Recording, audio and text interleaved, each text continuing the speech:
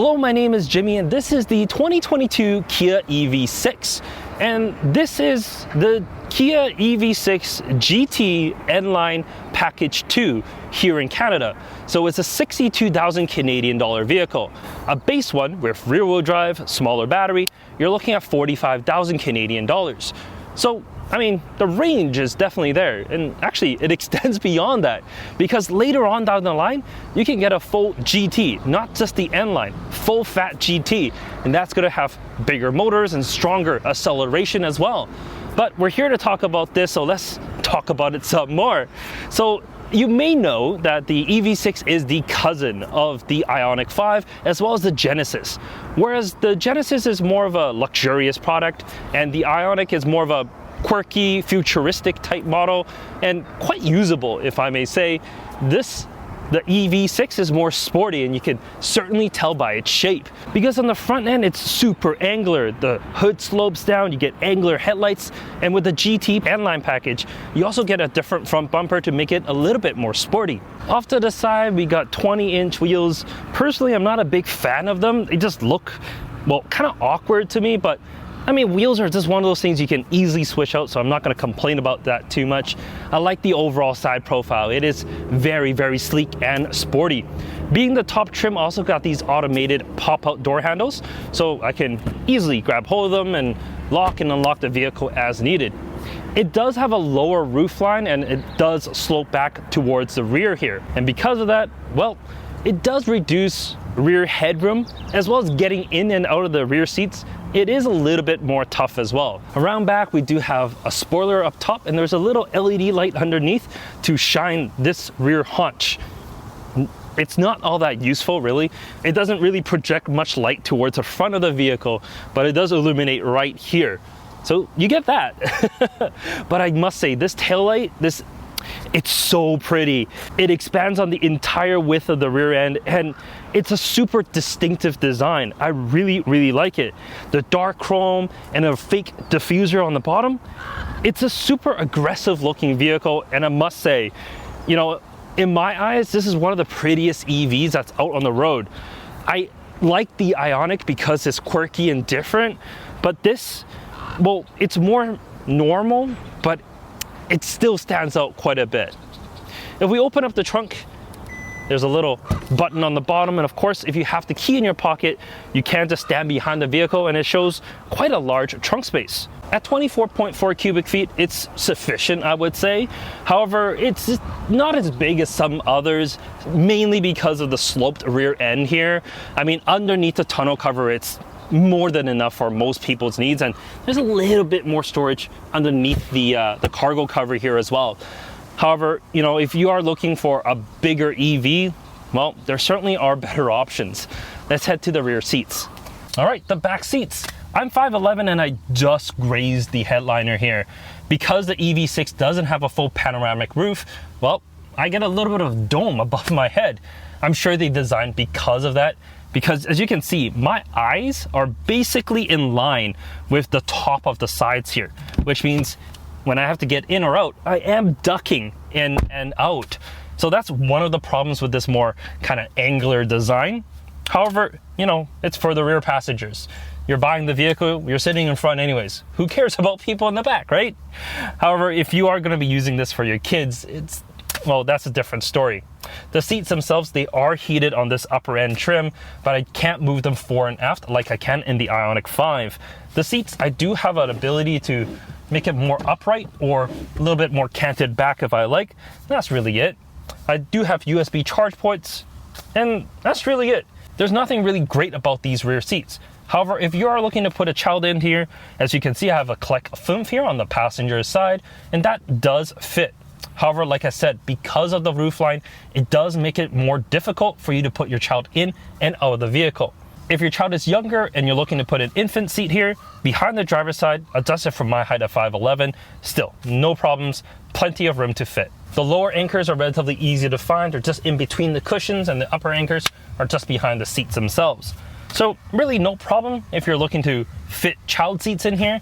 However, if you have multiple children in the back, especially younger ones, it might be just a little bit hard for you to get them in once again, to do that roof line. But let's head up to the front. All right, the front seats of the EV6, they're very comfortable, and this Alcantara or suede that's in the middle really grips you in. So in corners, you're not like swaying around too much, and I do like that. They're heated and cooled with the buttons here in the center. They're touch sensitive, which I don't really like, but we'll get to the touch sensitive stuff later. In front, a 2-spoke steering wheel, which is a little different, not only because it's 2 spokes, but the buttons are flipped. Most vehicles have the volume and multimedia controls on the left and all the driving assistance stuff on the right. But here, it's swapped. So, I mean, I don't think it's going to be much of a problem for most people, but for me, because I'm in and out of so many cars, that was weird. Behind, not weird at all. Your full digital cluster looks good, works great. You got different drive modes in there to change the actual layout. Yeah, no problems at all. It's your typical Kia or Hyundai setup. Same thing with the heads-up display, augmented reality heads-up display, and that looks really, really good. Infotainment, well, it's a mixed bag, really. The system itself works well. There's really no problems with that. The issue is, well, there's no wireless CarPlay. We're kind of used to that by now. You do have to plug it into one of the USB ports down low, and it is low. It's all the way down here. So you got a cable that runs from here all the way up into your cup holder, or a little bit further back where you would typically put your phone, because you won't put it in this kind of center cubby area. That's just kind of weird and low. The Ioniq 5 at least gives you a little cubby in front for your phone. Well, there's not really a space for it. I guess you can put it in a mount and have it there, but it's just still a little weird. The thing that is the most weird in this cabin, of course, if you've seen other EV6 reviews, you know about the climate control. You hit a button to switch between your multimedia and your climate control. I don't think that's as big of a deal as some people put it out to. So, I mean, you're driving along, your climate control, you want to change it, you can press that to change your climate control. You want your multimedia controls, you press a button. I think that's not too bad. The issue with it is, well, first, when you're driving along, you can't really see what's going on the left side anyways, because the steering wheel and your hand blocks it. That's an issue for some. But the biggest issue for me and my wife, we both had the same issue, is we're driving down the road, for example. It's on the multimedia setting, so I have a volume knob. So I reach down, I look down a little bit, and then I hit the button. But what happens is my knuckles hit the auto climate control that's just off to the right. And because they're touch sensitive buttons, they're super easy to accidentally press. And if you hit that and you turn it, well, then you're changing the temperature. You're no longer touching the volume. I mean, yes, there's a volume control right here, but we're just so used to a knob that, well, we want to use that. So that's the biggest issue. The touch sensitive buttons off to the side often just get missed. And a lot of times, like, I like to rest my hand here to press the buttons that's on this little climate controller screen. And when I do, I'm accidentally activating my heated seats or cooled seats or heated steering wheel button. And that also becomes a nuisance. Also, it's the center console. The Ioniq 5s, you can move it back and forth whenever you kind of don't want it or need it or whatever. This you can't move, which, you know, like most cars, it's fine. But it's glossy black plastic. I'm not complaining about glossy black plastic because it's dirty. That's fine. You can clean it, and I like it clean. But the problem is, with it being clean and with a large windshield, the sun comes in right to this panel and right into your eyes. When I picked this up the first day, I turned a corner, and as soon as the sun hit it at the right spot, it was on the silver plaque here and this glossy black plastic and right into my eyes. It was the most annoying thing ever, because as soon as I turned, I just got blinded. But that's the biggest issue with this. I'm sure you can wrap it with something to eliminate that, but I think it's an oversight.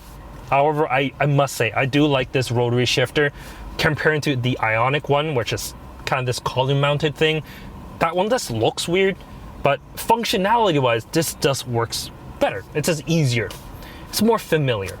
Anyways, let's go for a drive and see what it's like on the road. All right, before we set off, let's talk about power and range, because that's all very important. The base EV6 gets 167 horsepower. You equip that with a long range that gets 225 horsepower. If you get it with the all-wheel drive like we have here, that's 320 horsepower and 446 pound-feet of torque. And the best thing about it, a 10 to 80% charge, it's 18 minutes with a 350 kilowatt charger. I was looking for the Electrify Canada map, and for 350 kilowatt chargers, there's nothing in Vancouver. I either travel outside the city, either north or east, for me to get one of those 350 kilowatt chargers. So here in Vancouver, if you want to quickly charge a vehicle from that 10 to 80%, well, you're not really going to have much of an option there. You do have to step outside a city, which is pretty normal. The only thing is, like, if you're trying to use this as like your Uber vehicle, maybe not the best in that case. Maybe Tesla will still be better because of their charging network. But like I said, let's go for a drive here, because one of the biggest things about this vehicle is not just, well, the amount of range and everything it has, but just how good it feels on the road. The Ioniq, which I did drive not that long ago, nothing wrong with it. It was kind of, I wouldn't say plain, it was still quick enough, but it just didn't feel sporty. This does. I mean, it's the same powertrain and everything. The wheelbase on this is a little bit shorter, making it easier for you to, well, park in tighter parking situations. What I will say is it's a darn fast vehicle, because I'm going like 40 right now and I floor it. It really pushes you back, but that's typical in most, kind of more performance-oriented EVs. This is not like a high-performance one. That's a GT, and that's coming later down the line. But this is still quick. It has all the power you really need. But that's typical in EVs. What's not typical is this is kind of more rear-wheel drive bias in its kind of torque delivery and setup. So in today, dry conditions, you won't really feel it as much. But in wet conditions, and especially when you have the traction control turned off, the rear end does come around. It's actually kind of crazy. This 4,000 something pound SUV, I mean, not really an SUV, think of it as a large hatchback, I guess. It's, well, rear happy. You're able to push it around and just get that response that you just don't expect in a vehicle like this. The only thing I would say is the suspension, well, it does an okay job, but like most EVs, because it is so heavy, it just doesn't soak up everything that it can. It still feels a little just heavy in its way that it drives.